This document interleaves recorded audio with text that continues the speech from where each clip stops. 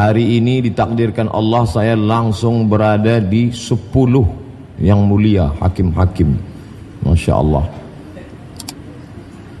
Tapi ada satu ayat dalam Al-Quran, Bapak Ibu semua hafal ayatnya. Di antara yang mulia para hakim itu, yang paling mulia di antaranya adalah alaisallahu bi ahkamil hakimin. Kalau satu orang hakim, kalau banyak hakimin, yang hakim di antara yang hakim itulah dia alaisallah, bukankah Allah bi ahkamil hakimin, hakimnya para hakim, yaitu Allah subhanahu wa ta'ala. Hakim di dunia itu dibagi kepada 3. Al-qudatu salasatun, ada 3. Yang pertama, menghukum tanpa ilmu pengetahuan, masuk neraka. Yang kedua, menghukum dengan ilmu pengetahuan, tapi tidak dia ikutkan ilmunya karena terjerumus pada hawa nafsu, masuk neraka juga. Yang ketiga, menghukum dengan ilmu pengetahuan, dibimbing oleh Allah, itulah yang masuk surga. Al-qudatu salasatun, ada 3. 1 yang selamat, 2/3 tidak selamat. Tapi ternyata ketika di akhirat nanti banyak sekali hakim-hakim itu masuk surga. Lalu ada yang bertanya kepada malaikat, hai malaikat, katanya yang masuk surga cuma 1/3, kenapa ini banyak sekali? Kata malaikat, tenang, itu hanya studi banding saja. Itulah Bapak Ibu yang dimuliakan Allah subhanahu wa ta'ala. Saya ditakdirkan Allah duduk dekat dengan yang mulia hakim, yang banyak dibicarakan, yang ditakuti. Saya selama ini tidak melihat gambarnya, wajahnya, hanya mendengar beritanya. Ternyata betul kata Nabi, innallaha la yanzuru ila ajsamikum, Allah tak menengok bentuk, rupa, fisik, wajah, badan, urat, tulang, darah, daging, jantung kamu, tapi yang dilihat Allah adalah ada yang bergetar dalam diri jiwa kamu. Ketika itu yang kuat, maka itu yang memberikan kekuatan yang luar biasa. Bergetar hati-hati para koruptor itu, baru menyebut namanya sudah mereka bergetar. Kenapa? Ketakutan adanya kekuatan dalam diri. Kekuatan itulah yang dipupuk dalam bulan Ramadan ini. Allah menyebutnya dalam Al-Quran, la'allakum tattaqun. Bahasa kita kekinian integritas. Bagaimana orang merasakan, bukan takut karena CCTV, bukan karena takut atasan, tapi karena takut kepada dia. Siapa dia? La ta'khudhuhu sinatun wala naum. Dia yang tidak mengantuk, dia yang tidak tidur. Itu kita rasakan paling lama 10 menit. Dalam solat zuhur tadi kita takut kepada Allah. Dari mulai takbiratul ihram, Allahu Akbar. Tidak ada satupun di masjid ini yang berani melihat ke atas. Padahal kalau saya rasanya sangat terpancing untuk melihat. Masya Allah, luar biasa Masjid Al-Mahkamah ini, lampunya, dindingnya, ini langsung dari Itali. Bayangkan, marmer ini dari Itali, karpetnya dari Turki, lampunya lupa pula saya bertanya dari mana tadi, ukiran-ukirannya, terpancing kita. Tapi Abdul Somad, jangan kau lihat karena engkau takut kepada Allah. Itulah makna ihsan. Islam nampak, kelihatan, syahadat kelihatan, solat kelihatan, zakat kelihatan, puasa kelihatan, haji paling kelihatan. Saya tidak tahu DKI Jakarta. Kalau Pekanbaru, Riau, Store 2017 berangkat 2031. Tiap tahun kenduri. 2030 mati. Ketahuan. Di atas Islam ini tidak lagi kelihatan. Itulah iman. 6. Antu'mina billah wa malaikatihi wa kutubihi wa rusulihi wal yawmil akhir wa biqadri khairihi wa syarrihi. 6. Tak kelihatan. Yang paling atas, inilah puncaknya, ihsan. Islam, iman, ihsan. Anta'budallaha ka'annaka tarah. Kau sembah Allah seakan-akan kau lihat dia. Fa illam takun tarah. Kalau matamu tak bisa melihat dia, fa innahu yarak. Dia yang melihat engkau. Pada saat salat kita merasakan kehadiran Allah melihat engkau. Iyyaka na'budu wa iyyaka nasta'in. Ihdinas siratal mustaqim. Siratal ladzina an'amta 'alaihim ghairil maghdubi 'alaihim. Pelan-pelan bacanya. Salat qabliyah, salat ba'diyah, pelan baca. Allahu akbar kabira. Walhamdulillahi katsira. Saya lihat bapak itu lama sholatnya Pak Ustaz ya, karena dia baca pelan-pelan. Tapi sekarang orang sholat, Masya Allah, iftitah, fatihah, ayat satu nafas. Bus. Kalau ada satu yang bertanya, kamu kenapa cepat sekali? Itu bapak itu lama, maklum baru belajar. Padahal dia sedang merenungkan makna, merasakan kehadiran di hadapan Allah. Walaupun engkau tak melihat Allah, karena Allah itu tidak berupa. Kau pejamkan mata, kau nampak hitam, merah, putih, hijau, kelabu. Apakah dia? Bukan. Walam yakul lahu kufuwan ahad. Laisa kamitslihi syai'un. Tak ada satupun yang setara, yang serupa dengan dia. Tapi kau dapat merasakan dia. Datang satu mahasiswa selengean. Pak, Prof, kalau memang Tuhan itu ada, mana dia? Mana? Tunjukkan saya. Mana Tuhan itu? Mana? Mana? Ditempeleng sama guru besar. Lepak. Peleng. Sakit. Iya, di mana sakit itu? Tunjukkan saya mana sakit itu. Sakit itu adalah rasa. Merah itu bukan sakit, itu efek dari pukulan.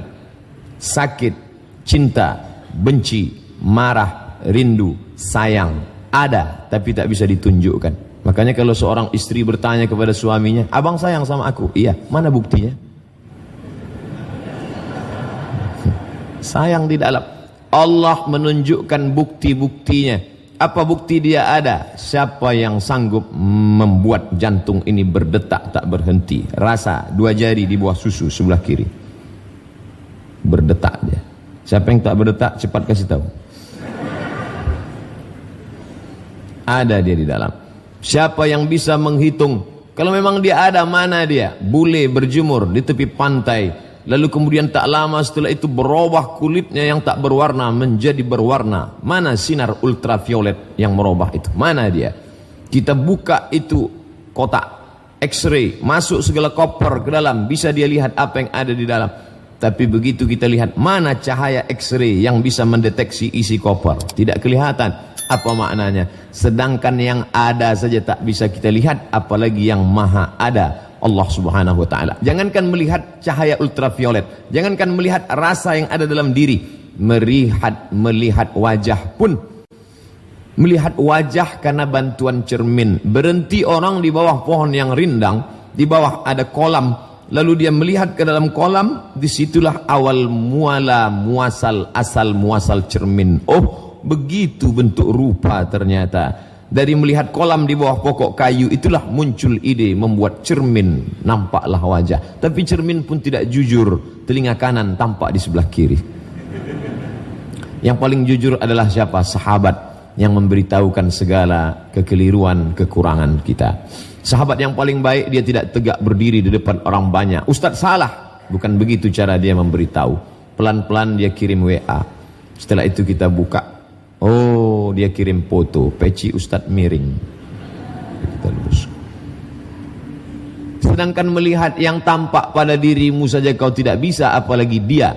Tapi dia hanya bisa dirasakan dengan rasa. Dari takbiratul ihram ke salam 10, kau rasakan betul-betul keberadaan engkau di hadapan dia. Kau hadapkan wajahmu kepada siapa? Wajjahtu wajhiya lilladzi fataras samawati wal arda hanifan musliman wama ana minal musyrikin. Hai Abdul Somad, sedangkan berada di hadapan yang mulia Ketua Mahkamah Agung, sedangkan berada di depan ketua wakil ketua yang mulia, sedangkan berada di hadapan yang mulia ketua-ketua kamar saja bergetar jiwamu, bagaimana nanti engkau wahai Abdul Somad ketika berada di hadapan dia, Allah subhanahu wa ta'ala.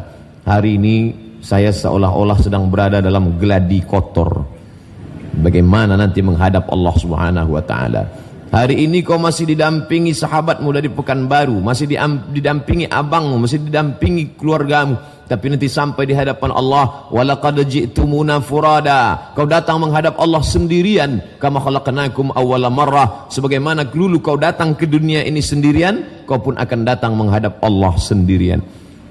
Saya koreksi ayat yang Ustaz baca. Kenapa? Tadi Ustaz mengatakan datang ke dunia sendirian. Sendirian. Buktinya orang yang kembar itu berdua, Pak Ustaz. Ente nggak ngerti gimana orang kembar lahir. Orang kembar tidak pernah lahir berdua, tetap satu-satu. Makanya tanya dulu kalau nggak ngerti. Saya jumpa orang kembar berdua. Saya tanya, ini kalian lahir berdua pelukan? Enggak, satu-satu. Pakai nomor antri juga. Kita nanti menghadap Allah sendirian. Mana anak buah hati belayan jiwa? Yauma yafirrul mar'u min akhihi. Hari itu orang lari dari saudaranya, wa ummihi lari dari ibunya, wa abihi lari dari ayahnya, wa sahibatihi lari dari istrinya, wa banihi lari dari anaknya. Saudara, ibu, ayah, istri, suami, anak. Kenapa cuma 5 orang yang disebut dalam ayat ini? Kenapa tidak disebut kawan sekantor? Kawan sekantor tidak menunggu di akhirat, di dunia aja udah lari duluan. Bagaimana kita mau menghadap Allah Subhanahu wa taala? Maka pada saat itu satu-satunya yang bisa menolong illalladzina amanu, kecuali iman, wa amilus salihat, amal saleh. Itulah yang menolong di hadapan Allah Subhanahu wa taala. Ketika itu belum ada bulu, belum ada kuku, belum ada darah, belum ada daging. Dia hanya roh berhembus. Wa nafakhtu fihi mir ruhi, aku tiupkan roh. Dia hina, warnanya hitam, baunya busuk, letaknya rendah di bawah tapak kaki. Tapi kemudian bisa derajatnya lebih tinggi daripada malaikat yang terbuat dari cahaya. Siapa dia? Tanah. Manusia ini dari tanah, Pak Ustaz. Ya, kenapa sifatnya beda-beda? Kalau memang semuanya dari tanah, kenapa tidak baik semua? Ada tanah yang baik, ada. Kawan saya itu Pak Ustaz tidak baik. Dia dari tanah juga, cuman dari tanah sengketa.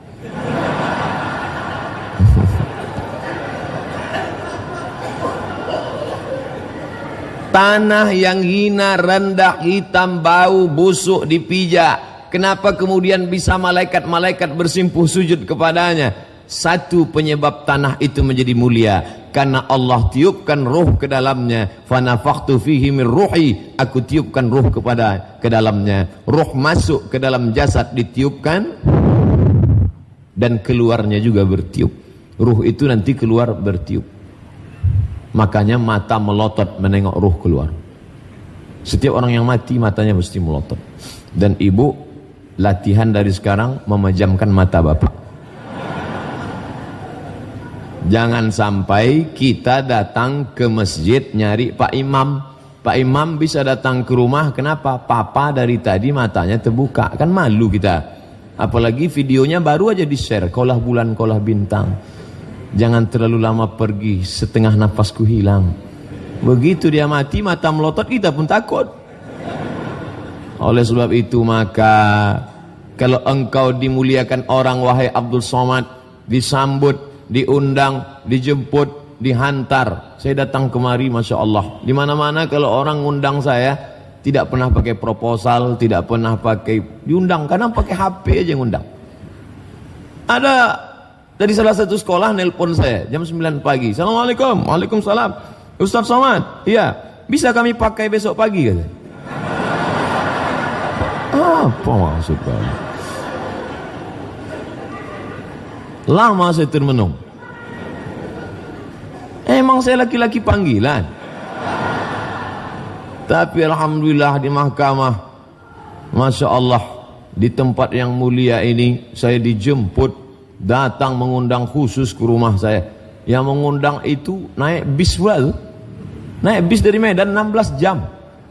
Saya tanya terakhir setelah saya sampai ke Jakarta, baru saya tanya, abang kenapa tak naik pesawat? Kalau naik pesawat kau tak kasihan, gitu. Oh begitu caranya.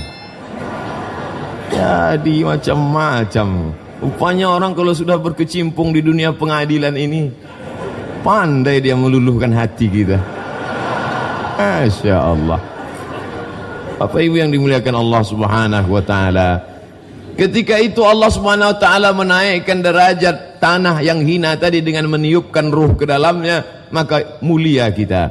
Kita semua ini mulia. Kenapa? Ketika ada ruh di dalam. Tapi ketika ruh dicabut oleh Allah Subhanahu wa taala, rumah itu besar, mewah, megah. Kita yang mencari arsitek terbaik dari Institut Teknologi Bandung, Tapi kemudian ketika ruh sudah tercabut dari jasad, pagi dilihat, petang dijenguk, malam ditengok, fotonya diperhatikan. Begitu rumah sudah mulai siap, tinggal buka kunci, ternyata ada yang lebih cepat daripada kunci. Siapa itu? Malaikat maut.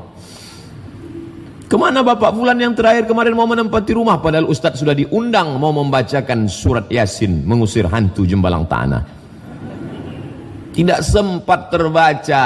Lalu siapa yang menempati rumah itu? Orang lain. Berapa banyak orang mencari harta tak sempat menikmatinya. Berapa banyak orang memprogramkan masa depan tak sempat mencicipinya. Begitulah hebatnya kematian. Saya sebetulnya tidak mau cerita kematian di Mahkamah Agung. Saya tidak ingin selesai cerita kematian lalu semuanya keluar dalam keadaan mau mati. Bukan itu tujuan kita. Tapi dalam Islam bahwa orang disuruh mengingat itu supaya dia menjadi rem. Hawa nafsu ini gasnya, digas terus 200 km per jam. Tapi kalau tidak ada rem, dia akan menabrak, dia akan masuk ke jurang, maka ada rem. Direm terus, tidak bisa jalan. Ditekannya terus rem. Kenapa tidak kau tekan gas? Aku takut jatuh, tidak berjalan. Harus ada masa menggas, harus ada masa merem. Di bulan ini kita rem semuanya. Mata kita rem, telinga kita rem, hati kita rem, otak, pikiran, semuanya kita jaga di hadapan Allah Subhanahu wa taala. Oleh sebab itu ketika kemarin saya diajak buka puasa bersama oleh sahabat dimuliakan Allah Subhanahu wa taala, begitu sebelum berbuka saya lihat sudah banyak jamaah-jamaah. Kalau begitu saya jangan masuk dulu, kita ke ruang transit dulu. Kenapa? Ini puasa bisa batal nanti. Bukan cuma wudhu yang batal, ini puasa bisa batal. Karena harus ada rem. Setelah berbuka puasa barulah kita bersama. Apa maknanya? Harus ada kontrol, self control, diri mengontrol diri sendiri di hadapan Allah Subhanahu wa taala. Semuanya sama. Al insan, manusia sawasiyah, sama kaasnanil musti, seperti mata sisir yang sama panjang. Bayangkan kalau sisir itu tak sama panjangnya, bagaimana? Satu menusuk ke dalam, satu naik ke atas. Tapi ketika dia sama semuanya, manusia begitu juga di hadapan Allah Subhanahu wa taala. Lalu makhluk yang hina tadi, tak ada air putih. Makhluk yang hina tadi ditiupkan Allah Subhanahu wa taala ruh ke dalamnya. Ketika itu dia berumur berapa? 40 hari air hina, 40 hari darah menempel di dinding rahim, 40 hari menjadi segumpal daging. Ditiupkanlah ruh ke dalamnya. Ketika itu malaikat disuruh Allah, summa yursalul malaku, Allah kirim malaikat, hai malaikat, bawa ruh ini masukkan ke dalam perut si fulan. Disitulah kita beriman kepada takdir baik dan takdir buruk. Saya tidak pernah request, saya minta masuk ke dalam perut orang Melayu, tidak pernah. Malaikat membawa, terserah dia sesuai perintah dari Allah masuk. Kalaulah dulu boleh request, mungkin saya minta ke perut orang Australia. Mata biru, rambut pirang, kulit putih, tinggi, besar, macam Arnold. Tapi ini tidak bisa. Ini kuasa Allah Subhanahu wa taala. Bapak ibu semua begitu juga. Ditiupkan malaikat masuk ke dalam ruh orang. Nanti saya sebut daerahnya tersinggung pula. Tapi kalau tak disebut, kesamaan suku, nama, tidak ada unsur kesengajaan. Dimasukkan ke dalam perut orang Melayu, maka dia menjadi orang Melayu. Kau nak ke mana? Masuk dalam perut orang Batak, menjadi orang Batak. Biado halak kita sesudahnya. Masuk ke dalam perut orang Makassar, apa kareba? Masuk ke dalam perut orang Minangkabau, Baakabah, Lai Rancak, Yobana. Masuk ke dalam berbagai macam suku, akhirnya lahir ke atas dunia, tapi semuanya sama. Dia mesti mengingat janjinya dulu di hadapan Allah. Ketika itu Allah bertanya, alastu bi rabbikum, bukankah aku ini Rabb kamu? Semuanya waktu itu bersaksi, bersyahadat dengan satu persaksian, bala syahidna, kami bersaksi engkaulah Rabb kami. Makanya tadi kita juga bersaksi waktu masuk tahiyatul masjid, bersaksi 1 kali. Qabliyah zuhur bersaksi 2 kali. Solat zuhur bersaksi 4 kali. Ba'diyah zuhur bersaksi 1 kali. Baru solat zuhur saja kita sudah bersaksi 5 kali. Asyhadu an la ilaha illallah. Kenapa mesti telunjuk Pak Ustadz? 2 alasan. Yang pertama, orang kalau bicara serius telunjuknya pasti main.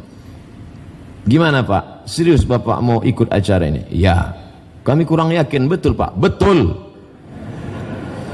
Kalau udah 4 kali ditanya, muka kita ditunjuk. Kau tak juga percaya kan? Tangan pasti main. Itulah mengapa khotib Jumat dikasih tongkat. Di Masjid Raya An-Nur Pekanbaru Riau sampai hari ini khotib Jumat dikasih tongkat. Kenapa khotib itu dikasih tongkat? Supaya tangannya jangan liar kemana-mana. Tangan kiri megang tongkat, tangan kanan megang mimbar.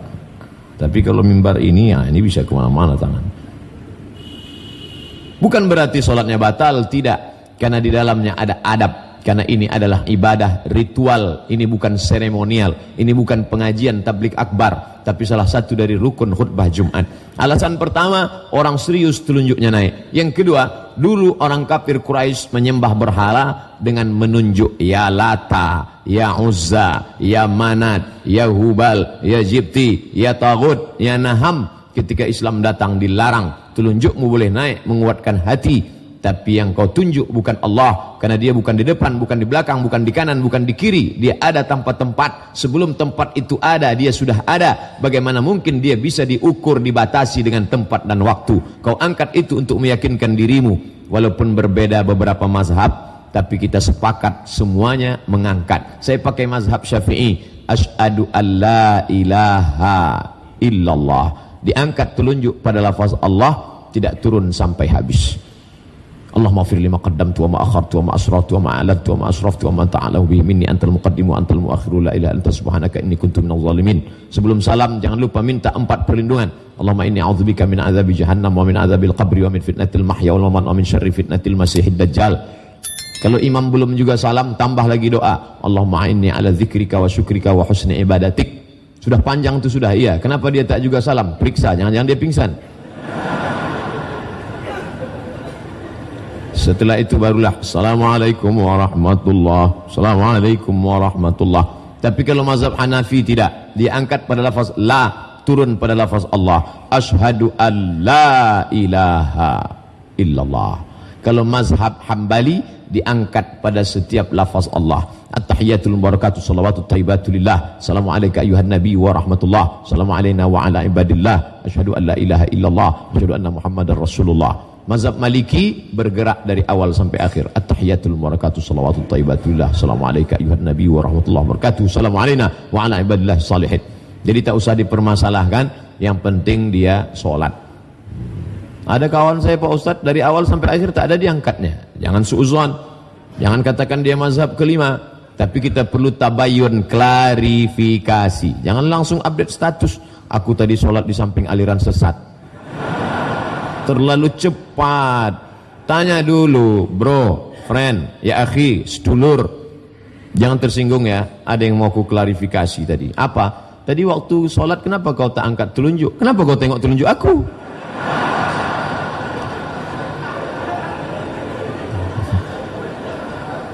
Sholat itu kita melihat tempat sujud.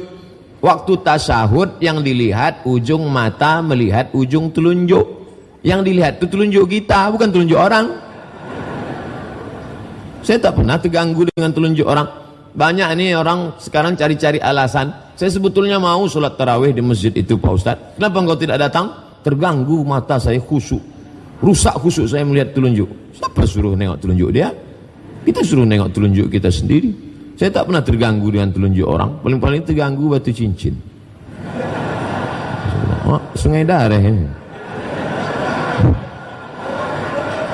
Ustadz nih menyindir aja. Enggak, saya tak menyindir. Saya pakai juga. Bukan saya tak pakai. Bapak Ibu yang dimuliakan Allah Subhanahu wa taala, kesaksian ini harus diulang-ulang berkali-kali. Karena kalau tidak dia akan al-imanu yazid, iman bertambah, wa yanqus, dia berkurang. Ada seorang bekerja di pengoboran minyak, perusahaan asing yang mengobor minyak. Satu kamar dengan bule. Orang kita, Indonesia, Islam, sekamar dengan bule. Kebetulan di tengah hutan pengeboran minyak, tinggal di sebuah kamar kecil, seperti kontainer saja, sekamar dengan bule. Sama-sama laki-laki, walaupun bule itu perempuan. Bule laki-laki. Bule laki-laki. Lalu selesai mereka 24 jam sekamar, si bule ini ngomong, Saya perhatikan kamu, setiap waktu berubah pasti engkau melakukan ritual. Ketika matahari mau terbit, aku lihat kau tegak, rukuk, sujud, tegak, rukuk, sujud. Ketika matahari tergelincir, kau ulang lagi perbuatan yang sama. Ketika matahari condong, kau ulang lagi perbuatan yang sama. Ketika matahari tenggelam, kau ulang lagi perbuatan yang sama. Ketika matahari sempurna hilang cahayanya, gelap gulita, kau ulang. Aku perhatikan selama kita tinggal 5 kali peredaran matahari, engkau melakukan perbuatan yang sama. Apa kata si Islam? Aku yang melakukan, aku pun tak sadar.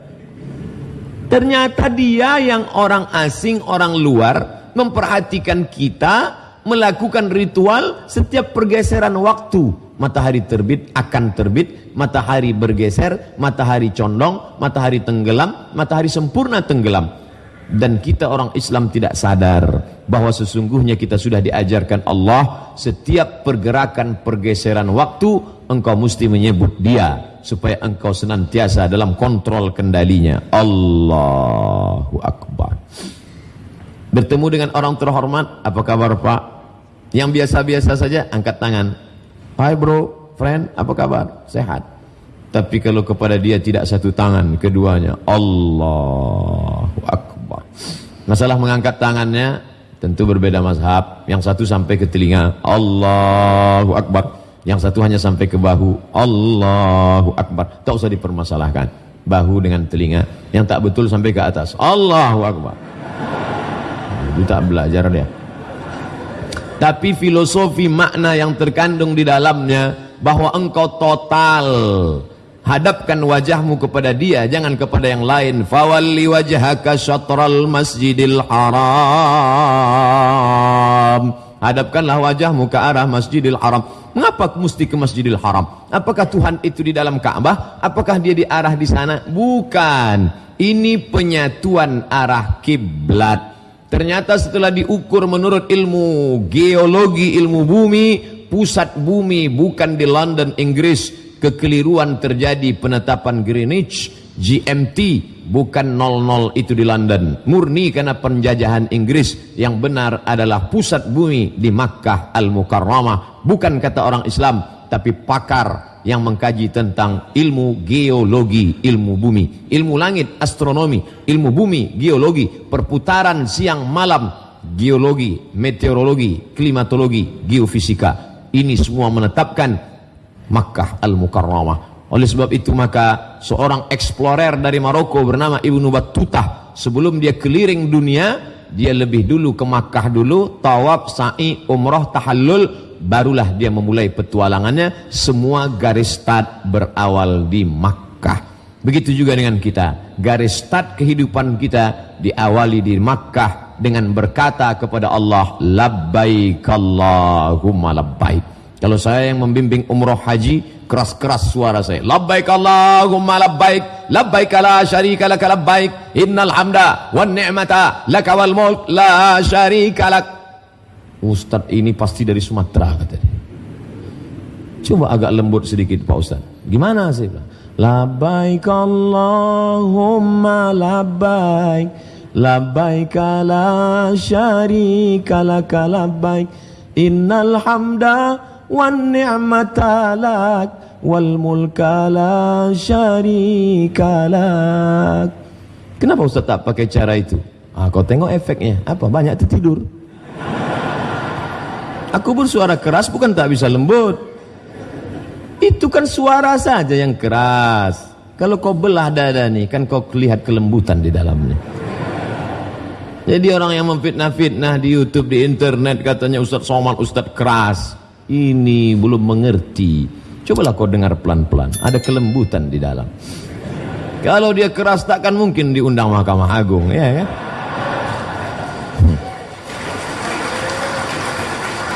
Nampaknya habis acara ini diupload, naik rating kita. Orang yang ngejek-ngejek pun berpikir 2 kali deh. Ini kalau kita ejek ini dibenamkan orang tuh, kita di penjara nanti gitu. Macam-macam, belum tahu dia.